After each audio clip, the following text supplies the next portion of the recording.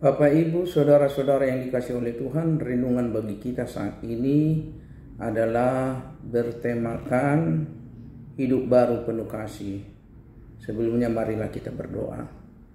Bapa di sorga yang melindungi dan menolong kami, supaya pertumbuhan iman kami dalam kebenaran firman-Mu hari lepas hari, minggu berganti minggu, bahkan bulan-bulan berjalan, bahkan tahun silih berganti. Kami mau hidup di dalam pertumbuhan yang benar di dalam firman-Mu, supaya kami boleh beroleh hikmat untuk menuju keselamatan yang daripada-Mu, Tuhan. Terima kasih, dalam nama-Mu kami berdoa. Amin. Kita membaca firman Tuhan yang tertulis dalam Efesus pasal 4 ayat 17-32. Begini firman Tuhan.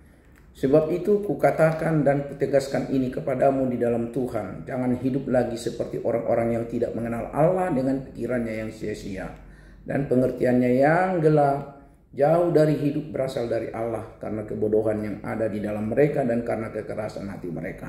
Perasaan mereka telah tumpul sehingga mereka menyerahkan diri kepada hawa nafsu dan dengan serakah mengerjakan segala macam perbuatan cemar. Tetapi bukan dengan demikian kamu belajar mengenai Kristus.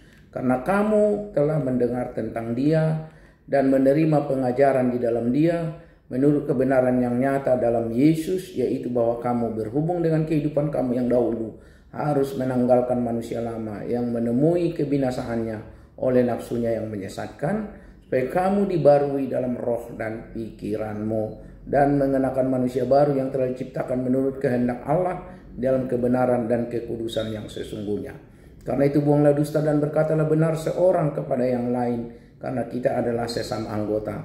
Apabila kamu menjadi marah, janganlah kamu berbuat dosa, janganlah matahari terbenam sebelum padam kemarahanmu, dan janganlah beri kesempatan kepada iblis.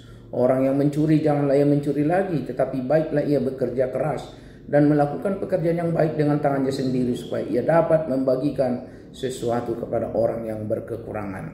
Janganlah ada perkataan kotor keluar dari mulutmu, tetapi pakailah perkataan yang baik untuk membangun, di mana perlu, supaya mereka yang mendengarnya beroleh anugerah. Dan janganlah kamu mendukakan Roh Kudus Allah yang telah memeteraikan kamu menjelang hari penyelamatan. Segala kepahitan, kegeraman, kemarahan, pertikaian, dan fitnah hendaklah dibuang dari antara kamu. Demikian pula segala kejahatan. Tetapi hendaklah kamu ramah seorang terhadap yang lain, penuh kasih mesra, dan saling mengampuni, sebagaimana Allah dalam Kristus telah mengampuni kamu. Bapak, Ibu, saudara-saudara yang dikasihi oleh Tuhan, firman Tuhan yang baru saja kita dengarkan menekankan pentingnya hidup sesuai dengan panggilan sebagai manusia baru dalam Kristus, untuk meninggalkan pola pikir dan perilaku manusia lama yang didominasi dosa. Hal ini juga memberikan panduan praktis tentang cara hidup dalam kebenaran, kesucian, dan kasih, serta menghindari dosa-dosa seperti kepahitan, kemarahan, dan pertikaian. Berikut beberapa poin penting perenungan bagi kita. Yang pertama, manusia lama versus manusia baru. Manusia lama adalah manusia yang hidup berdasarkan pengertian sendiri, tidak mengenal Allah, memiliki pikiran yang sia-sia, dan pengertiannya digelapkan. Manusia baru adalah manusia yang telah dibaharui oleh Roh Kudus, hidup sesuai dengan kebenaran dan kekudusan, serta memiliki pengenalan akan Kristus. Kedua, hidup dalam kebenaran dan kesucian. Orang percaya harus meninggalkan cara berpikir dan bertindak seperti orang-orang yang tidak percaya. Hidup sesuai dengan kebenaran dan kesucian, yaitu dengan menyingkirkan segala hal yang merusak harmoni dan kesatuan tubuh Kristus. Menjadi pikiran, menjaga perkataan, dan tindakan agar sesuai dengan kebenaran dan kebaikan. Menghindari dosa, itu yang ketiga. Segala kepahitan, kegeraman, kemarahan, pertikaian, fitnah, dan berbagai kejahatan harus ditinggalkan. Tidak boleh mendukakan Roh Kudus dengan mengabaikan kehadiran suara atau pimpinannya. Berusaha untuk tidak menjadi orang pendendam, marah, atau suka berdebat. Yang keempat, hidup dalam kasih dan pengampunan. Berbuat baik seorang terhadap yang lain, penuh kasih sayang dan saling mengampuni, seperti Allah mengampuni dalam Kristus. Mencintai sesama, menunjukkan belas kasih, dan berbuat baik kepada semua orang, termasuk musuh-musuh, dan saling mengampuni dan tidak menyimpan dendam. Yang kelima, implementasi dalam kehidupan sehari-hari. Orang percaya harus terus berusaha untuk menjadi manusia baru yang berproses menuju kesempurnaan seperti Kristus. Hidup dalam kesatuan, saling mendukung dan membangun tubuh Kristus menjadi terang dan garam di tengah dunia yang mempraktekkan iman dalam kehidupan sehari-hari. Dengan memahami dan mengimplementasikan prinsip-prinsip firman Tuhan dalam Efesus 4:17 ayat 30-32 yang kita baca tadi, orang percaya dapat hidup sebagai manusia baru yang penuh kasih, pengampunan dan kesucian. Mari kita simak. Kota Efesus merupakan kota yang sangat besar yang menjadi pusat penyembahan dewa-dewa Yunani. Dalam tulisannya Paulus menggambarkan kesukacitaannya kepada jemaat Efesus yang tumbuh dengan iman percaya akan Kristus Yesus serta bagaimana mereka peduli kepada sesama orang percaya dan tentang iman mereka. Dua garis besar yang dapat kita pahami dalam membaca surat Efesus. Yang pertama, Paulus menelusuri kisah Injil yang mencapai puncaknya di dalam Kristus dan komunitas yang dibentuk dari berbagai suku. Itu di pasal 1-3. Paruh yang kedua, Paulus mengulas bagaimana kisah Injil tersebut memengaruhi kisah kita, pasal 4-6. Kisah Injil dan kisah kita dihubungkan dengan kalimat sebab itu.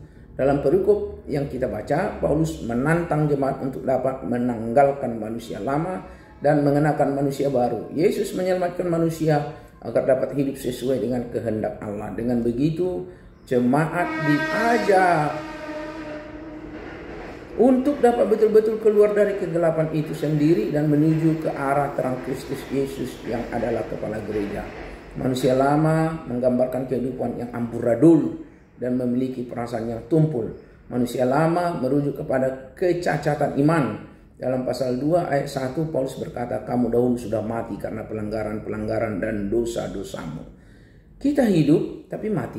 Berbanding terbalik dengan kehidupan manusia yang baru. Manusia baru menggambarkan kehidupan yang telah menunjukkan langkah yang lebih maju setelah mengenal Kristus Yesus. Kehidupan yang memiliki kesempurnaan untuk merayakan iman mereka tentunya. Manusia baru membuang dusta dan mengatakan hak yang benar. Manusia baru menggunakan kata-kata yang baik yang dapat membangun orang lain dan tentunya diri sendiri. Bapak Ibu saudara-saudara yang dikasihi oleh Tuhan, manusia baru bukannya menyimpan kemarahan tetapi tidak menyelesaikan konflik dengan damai. Bukan mencuri tapi murah hati. Bukan pendendam tapi pengampun. Manusia baru mampu mengendalikan bawah nafsu. Naungan Roh Kudus berarti manusia baru kita hidup di bawah naungan Roh yang selalu membaharui kita hari lepas hari. Roh Kuduslah yang memimpin kita untuk hidup benar di hadapan Allah. Di titik inilah manusia baru dipahami sebagai tujuan hidup seorang manusia. Ramah terhadap seorang, terhadap yang lain. Penuh kasih mesra dan saling mengampuni sebagaimana Allah di dalam Kristus telah mengampuni kamu.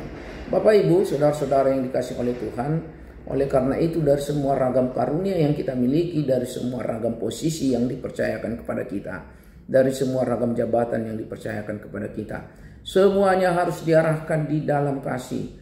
Penggunaan kasih dalam kehidupan sehari-hari memudahkan kita untuk dapat mengenakan manusia baru. Ada dua sifat melekat erat dalam diri kita, egoisme dan altruisme. Egoisme adalah paham mementingkan kepentingan pribadi, sedangkan altruisme paham yang mementingkan kepentingan orang lain di atas kepentingan pribadi. Pertanyaannya bagi kita sekarang, di sisi manakah kita? Menjadi manusia baru, Bapak Ibu Saudara-saudara, adalah sebuah dorongan untuk kembali menelaah panggilan iman kita sebagai orang yang diutus ke dunia ini. Atmosfer pemilihan pelayanan khusus masih sangat kental bagi kita warga GKPA. Masih akan ada pemilihan di aras wilayah dan sinodal. Tempatkanlah komitmen itu menjadi kiblat kita untuk terus melayani Kristus, bukan melayani diri sendiri sebagai bagian dari jemaat, sebagian dari gereja, bukan tempat kita memamerkan kehidupan kelamaan kita sebagai manusia yang patah arah dan tidak mau merendahkan diri di hadapan Kristus, melainkan menjadi manusia kekinian untuk menjawab segala problematika gereja serta memperlengkapi anggota jemaat lain termasuk diri sendiri.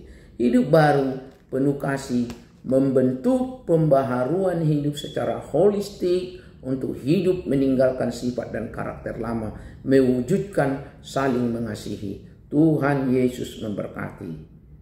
Kita berdoa.